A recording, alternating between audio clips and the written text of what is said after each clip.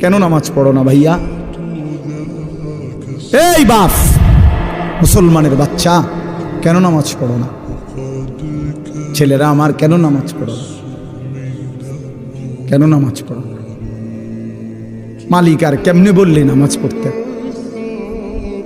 রাসূলুল্লাহ সাল্লাল্লাহু আলাইহি ওয়াসাল্লাম হাসরের ময়দানে জিজ্ঞাসা করবে, উম্মত, পিঠটা তায়েফের পাথরের আঘাতে চাল্লির মতো ছিদ্র বানায় ফেলছিলাম, ক্ষুধার কষ্টে পেটে পাথর বাঁধছিলাম, 3 মাস আমার ঘরের চুলায় আগুন জ্বলে নাই, আমি উম্মত দান দান শহীদ করে রক্তে ভাসে গেছি, 23টা বছর আমি কোনোদিন ঠিক মতো ঘুমাই নাই, এত কাঁদলাম, এত রক্ত ঝরাইলাম, বিনিময়ে তোর কলজাটা নরম করতে পারলাম না, তোর দিলটা নরম করতে পারলাম না উম্মত।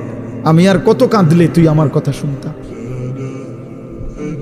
আমি আর কত রক্ত ঝরাইলে আমি নবীর কথা মনে পড়তো?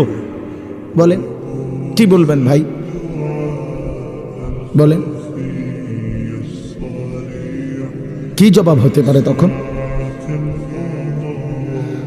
আল্লাহ